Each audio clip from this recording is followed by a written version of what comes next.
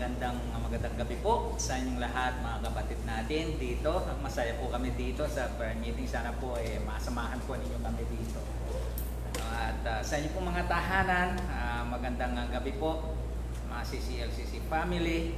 Nawa po bigyan po natin ng sandaling oras ito pong prayer meeting na to sa pakikinig ng kanyang mga salita po. At ganoon din po kung meron po kayong mga kahilingan sa panalangin pwede po kayo mag-comment dyan sa gitna ng comment section po, na sa ganoon mabasa po namin at maisama po namin dito sa pananalangin tuwing araw po ng Huwebes. At sa gabi po ito ay sama-sama po tayo na makinig ng salita po ng ating Panginoon. Ito po ang buhay natin. Sabi ko nga palagi kasi sinabi ng ating Panginoon Jesucristo, hindi lang sa tinapay nabubuhay tayo, di ba? Kundi sa bawat salita na lumalabas sa bibig ng Diyos. Ibig sabihin, tayo po ay maliban sa physical po nating katawan na pinapakain ng tinapay, mayroon pa palang dapat na higit nating pakainin, no? Yung tinutukoy nating Panginoon na salita niya. So yung po spiritual nating buhay. So kailangan po natin yung salita ng ating Panginoon upang patuloy po tayong lumakas sa ating pananampalataya, sa ating buhay spiritual, at lalo na po patuloy natin siya makilala sa pamagitan ng kanyang mga salita. So bago po natin basahin ito kanyang mga salita, tayo muna po ay saglit na manalangin. Dakilang Amang Banal, Diyos na dakila, salamat po muli sa iyong kabutihan at katapatan mo po sa buhay ng bawat isang anak mo po ngayon dito at sa kanilang mga tahanan. O Diyos, wala man pong eksakto na salita na maaari po namin ipahayag upang sambitin po namin ang yung kabutihan mo po sa amin, na sa kabila naman po na hindi man po kami karapat-dapat, tulad ng sabi ni Haring David na hindi kami karapat-dapat sa iyong kabutihan. Subalit dahil ikaw nga ay mabuti, o Diyos, yun na ikaw ay patuloy mo pinapadama sa amin, o Diyos, at pinaparanas ang kabutihan at katapatan. Sa gabi pong ito, dalayan po namin ang iyong mga salita ay patuloy na umusap po sa bawat buhay ng mga anak mo po, o Diyos, at ganoon din po doon sa mga mahal namin sa buhay na nakatuon po sila ngayon dito sa panonood na ito ng programa ng CCLCC. Diyos, ikaw po magpala patuloy sa buhay ng bawat isa. At ikaw lamang po ang aming tinataas sa aming buhay. Ito po aming dalangin. Ala na aming Panginoon Jesus. Amen. Okay. So ngayong gabi po, nais ko pong ihatid sa inyo, sa ating pong lahat, ito pong salita ng ating Panginoon. Dito po tayo sa Aklat ng Marcos. Sa Kapitulo 10, mula po sa talatang 35 hanggang 45. Mark chapter 10 verse 35 hanggang 45. Sabi po dito, lumapit kay Jesus sa mga anak ni Zebedeo na sina Santiago at Juan. Sinabi nila, Guro, may hihilingin po sana kami sa inyo. 36, ano ang nais ninyo? Tanong ni Jesus. Sumagot sila, verse 37, sana po ay makasama kami sa inyong karangalan at maupo isa sa kanan at isa sa kaliwa. No? Parang kanang kamay at kaliwang kamay. 38, ngunit sinabi ni Jesus sa kanila, hindi ninyo nalalaman ang inyong hinihingi. Makakaya ba ninyong tiisin ang hirap ng aking daranasin? Makakaya ba ninyo ang bautismong ibabautismo sa akin? Opo, tugon nila sa verse 39. Sinabi ni Jesus, ang kopang aking iinumin ay iinuman nga ninyo, at babautismuhan nga kayo sa bautismong tatanggapin ko. 40, ngunit hindi ako ang magpapasya kung sino ang maupo sa aking kanan at sa aking kaliwa.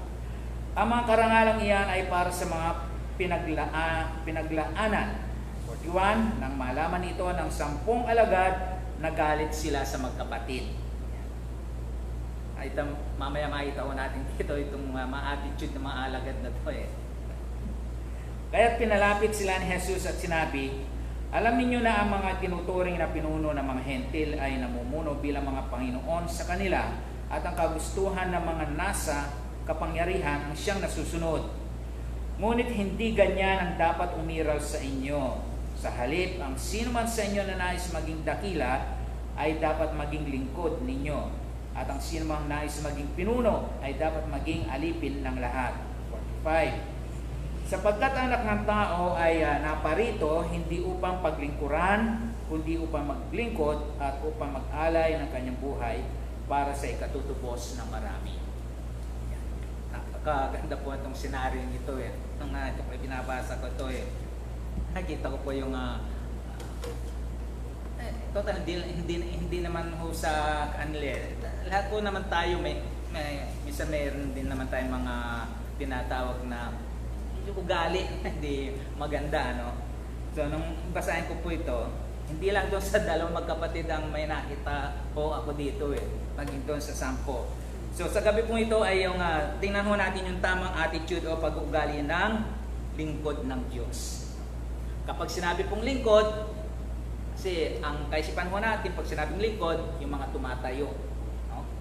Yung mga pastor, yung mga musician, mga awit o yung mga pumahayo. Sinabi pong lingkod, bawat Kristiyano po. Hindi lang ho tayo tinawag ng Panginoon upang maligtas, kundi maglingkod din naman ho. So, tingnan ho natin dito kung paano ba tayo tinitingnan ng Panginoon. No? Bawat isa. Sabi nga, bawat isa po ay may kanya-kanya tayong kinalakihan. No? So, sa kinalakihan natin minsan sa paligid, andun yung impluensya, no? So, sabi nga, pag-attitude, papasok po dito yung pagkatao ng isang tao. Pwede itong maging masama o pangit, maging maganda o mabuti. So, pag-attitude, pwede mo itong impluensyahan yung iba. No?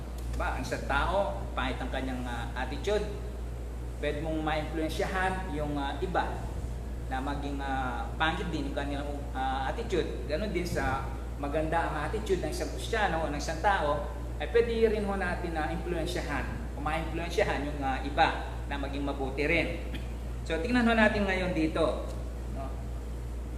Sa binasa ho natin Santiago at Juan, sila po ay magkapatid, no? Nabasa ho natin ang Zebedeo. Sila po yung pangalawa ho sila sa mga unang lingkod ng ating Panginoon. Mabasa ko natin doon sa aklat ng Mateo chapter 4 na ang unang tinawag ng ating Panginoon yung magkapatid din, si Pedro at si Andres. Tapos sumunod, nakita rin ng ating Panginoon na doon sa bangka itong dalawa, so tinawag din niya itong dalawa. So then, himay-mayin ho natin ngayon. Verse 35 po, may kahilingan sila sa ating Panginoon. So, wala akong masama na tayo po ay humihingi sa ating Panginoon. So, may request sila, petition. Then, tinanong sila ng Panginoon kung ano yung kahilingan nilang yaon.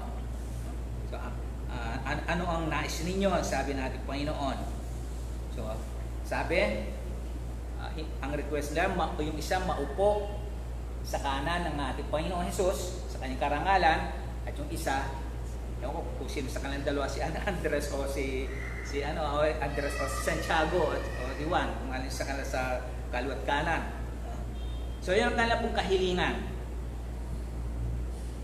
So habang binabasa ho natin kanina dito, may nabasa ho, pumasok po sa aking isipan dito sa tanong natin Panginoon yung sa verse 38, kasi wala dito sa aking dito po sa ating inihanda. Sabi po natin Panginoon, hindi ninyo nalalaman ang inyong hinihingi. Minsan ho, may mga pagkakataon na humihingi tayo sa ating Panginoon, ang totoo, hindi na nga natin alam. Hindi natin alam talaga yung ating hinihingi sa ating Panginoon. tulad ng dalawang ito, hindi nila alam yung kanilang hinihingi kung ano yun. Maaring yun nga, maupo, pero sa pagsasalita ng ating Panginoon, para bagang hindi ganun kadali na ibigay, ika nga, yung kahilingan nila. Then, pagdating sa verse 41, medyo jump po tayo. Eto, naalaman ito ng 10 alagad. Ito na, may nakita ko po dito sa mga 10 alagad na to no? Nagalit sila sa magkapatid. Bakit ko kaya? Bakit ko kaya nagalit sila nung malaman nila na hinihingi nila sa Panginoon itong si Juan at si Santiago na sa kanan sa kaliwa? Ang napansin ko po dito kung bakit nagalit sila, ari sila ho ay meron din ganong ambisyon. Kumbaga parang naunahan lang sila, nawala lang sila, kumbaga kumukuha lang sila ng tiyempo na makadikit sa ating Panginoon na para bulungan siya. Lord, alalahanin mo ako parang ganun Kaya lang naunahan nga sila nitong dalawa. Yun. Kaya nagalit sila, hindi nila matanggap sa kanilang sarili. Kumbaga parang naguunahan sila sa posisyon, no? Yung nga ang binanggit dito, yung, di ba sabi, yung mga sa mga hentil, sa sanlibutan, yung kinikilala ng Panginoon silang nasusunod, ang sabi, di ba? Kapag sabi nga, kapag mayroon kang, lalo na ngayon, malapit na naman ng eleksyon, ay mga politiko talagang may kanya-kanya ng ginagawa. Nung Tuesday yata, pumunta ko akong Balite. Hindi ko natat ng nanay ko, tinanong ko nasaan. Andun pala daw sa isang politiko na meeting yung mga senior citizen. Pinakain. So, ibig sabihin, nagpapabango na. So, sa mga tweets, sa mundo ho, kapag after sila doon sa name, position, pangalan, no? Si ganito, si Kong, si Senator, si Mayor, etc.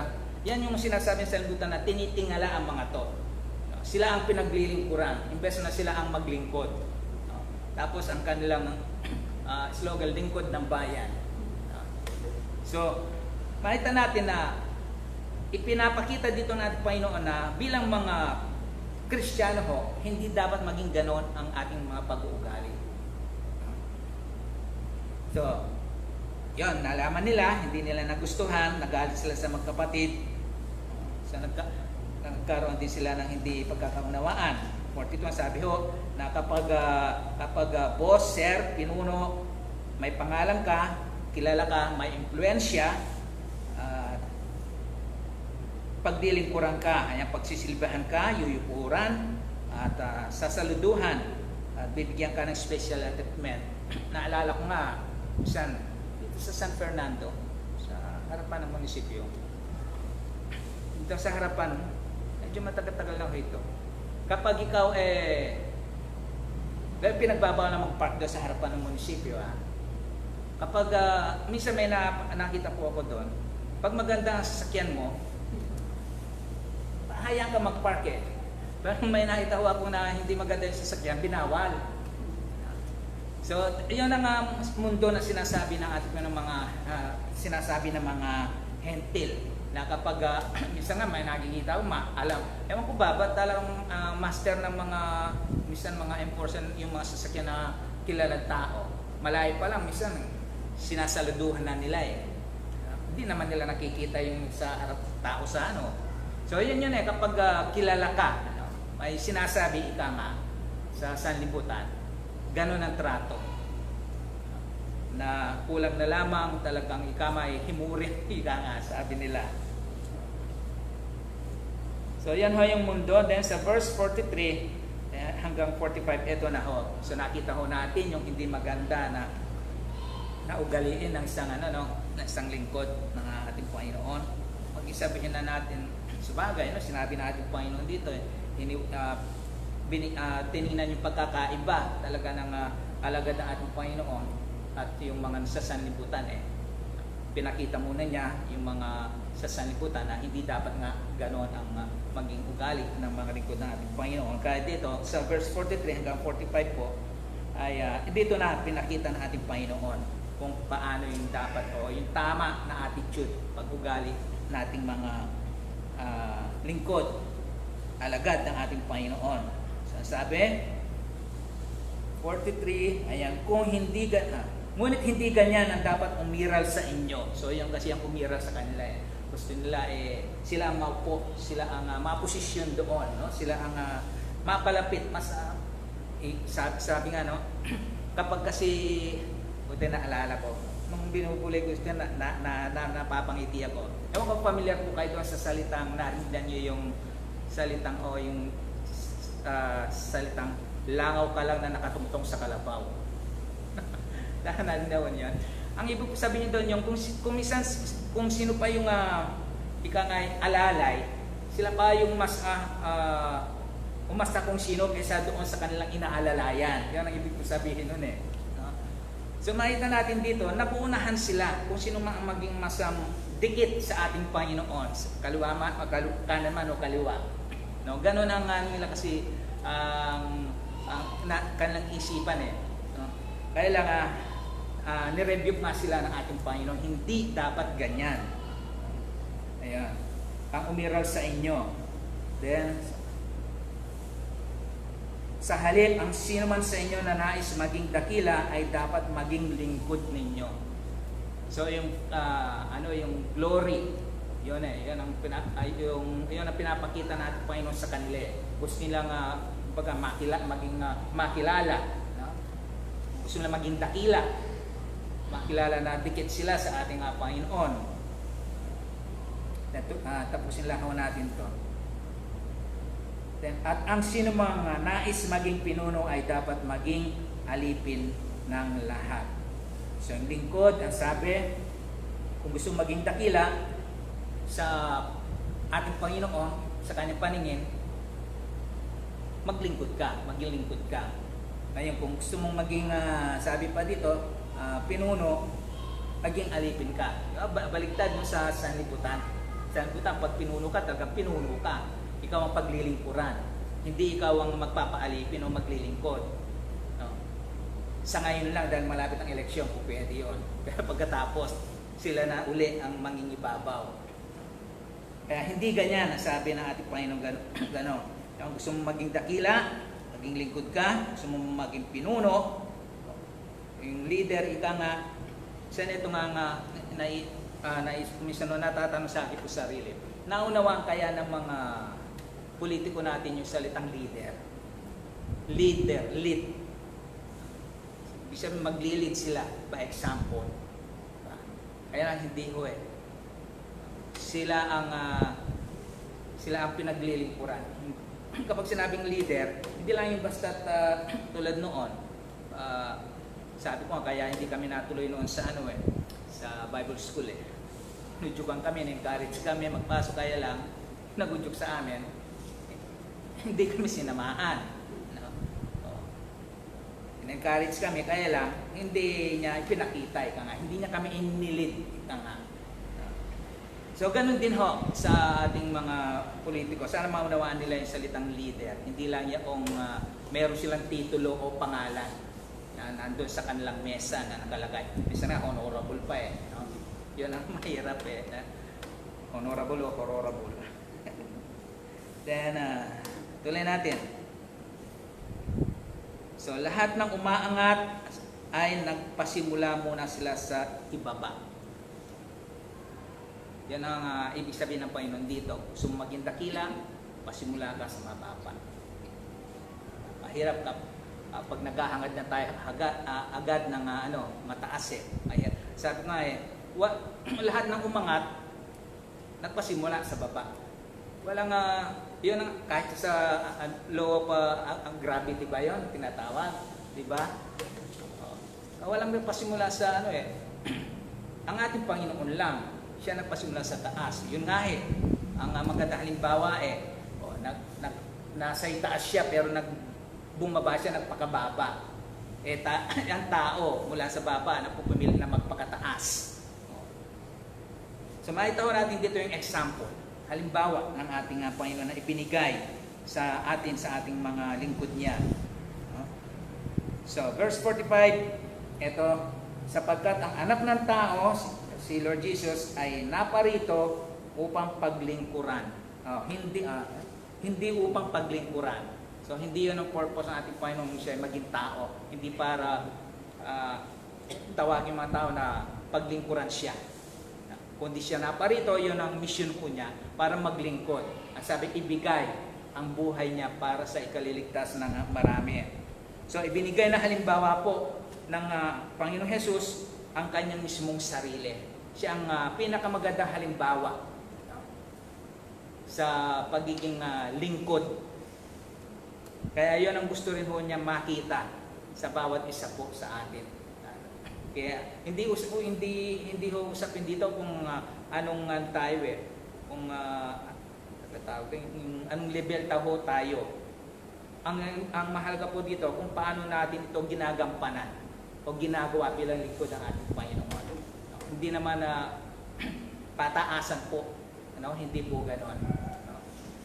Kahit na sabi nga taga-punas ka lang ng mga tagalinis, okay po yan. Importante, ginagawa ko natin yaon ng buong puso bilang lingkod ng ating Panginoon. And then, so naparito siya. So, isang magandang halimbawa ang Panginoon Jesus sa pagpapakababa. Ayan. Hindi niya pinangalandakan ang titulo niya bilang Panginoon. Tingnan ho natin ang ating Panginoon. Wala nang pinakamataas na titulo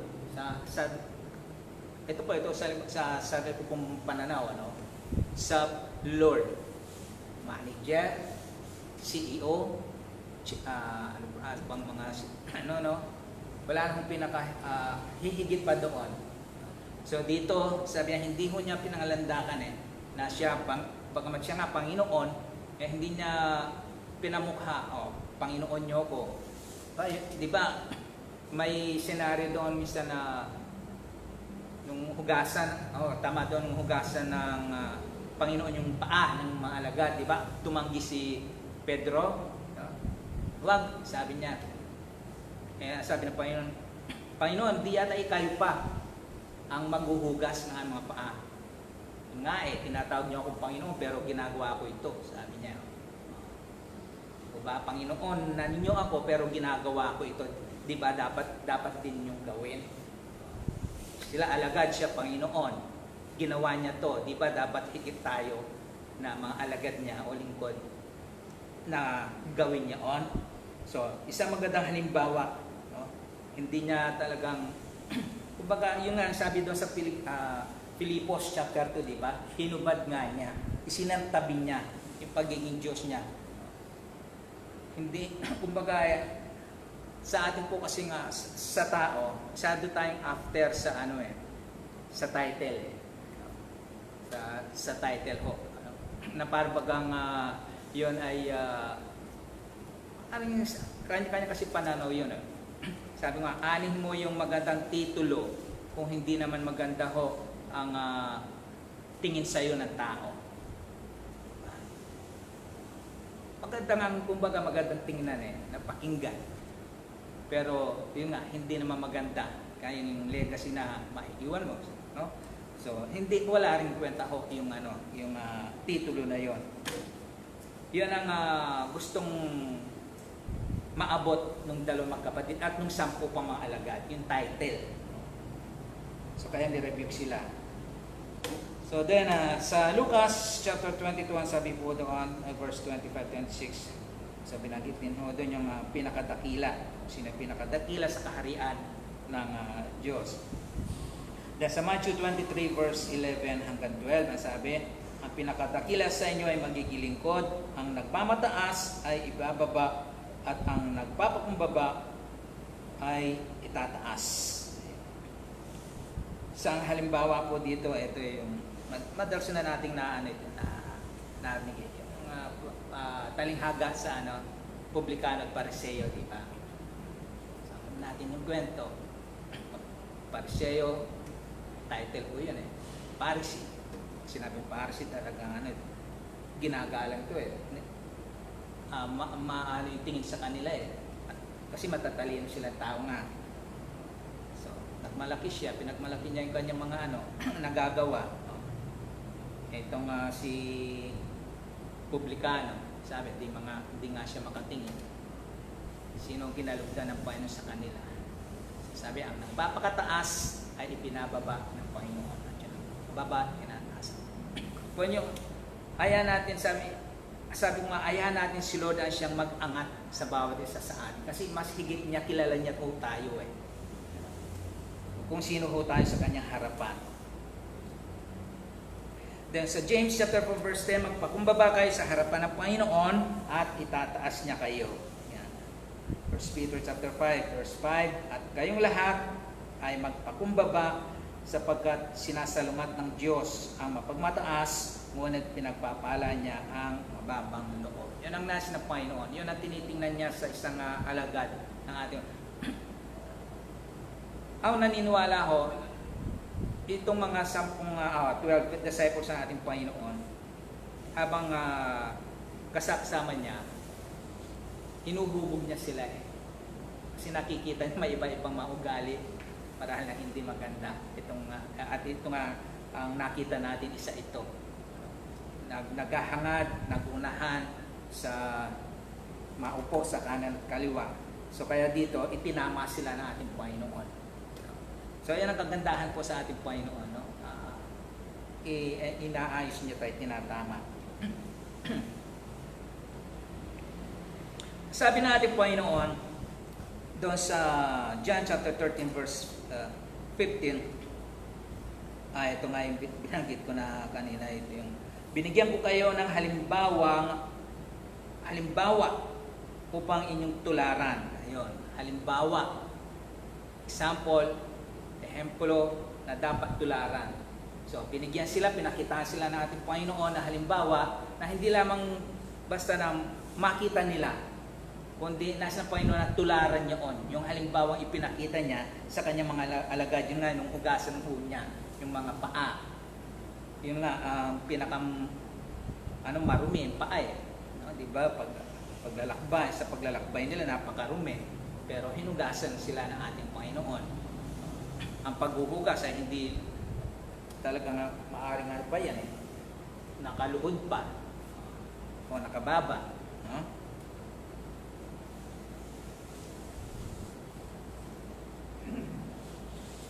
So, panghuli po, ang lingkod ng Panginoon ay di nagpapakataas, kundi habang iniaangat siya ng Diyos, lalo namang siyang nagpapakababa. Yan po ang nasa ating Panginoon sa kanyang mga lingkod. Tulad ng palay, sabi nga ito, madalas na ginagamit na halimbawa ng palay, habang nagkakalaman, lumalago, yumuyo po. Ganun na nais ng ating Panginoon. So yan po ang salita at mensahe ng ating Panginoon, tamang attitude at pag-ugali ng lingkod ng ating Panginoon. Ayan po natin ang Panginoon, siya higit na nakakilala sa bawat isa sa atin. Sabi nga yung promotion nanggagaling kay Lord. So mas masarap yung promotion mula kay Lord kaysa dun sa ika nga hinangat natin ng tao yung kanya sariling bangko. Ayan po tayo. Salamat. Lord, salamat po sa ilang sandali, minuto na napakinggan po namin ang iyong salita. Salamat, Panginoon, pagkat pinapalahanan po kami.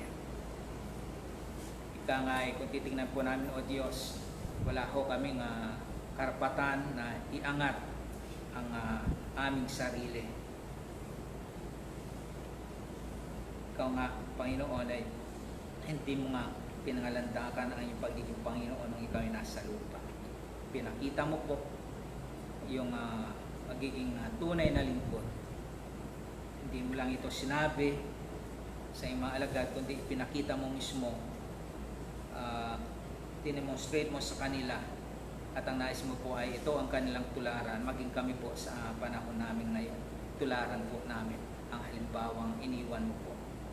Dahil ito ang nais mo po, maging lingkod ng bawat isa, hindi yung kami yung pinaglilingkuran. Salamat po, naway panatilihin mo po sa aming puso yung espiritong ganon ng kababaan, Panginoon, Lord, iwaksi po namin sa aming buhay, yung pong paghahangad, Panginoon, ng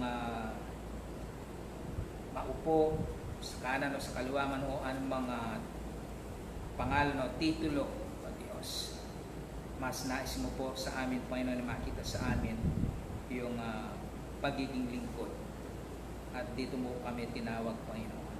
Salamat po aming Ama, at patuloy ka pong mapupurihan sa buhay ng bawat isa at ng aming ginagawa, Panginoon. Man ito ang malaki, O Diyos, ang mahalaga ay ginagawa po namin ito sa iyong pangalan at sa ikararangal po na iyong banal na pangalan. Ama, ito po ang aming dalangin sa pangalan namin, Panginoon Jesus.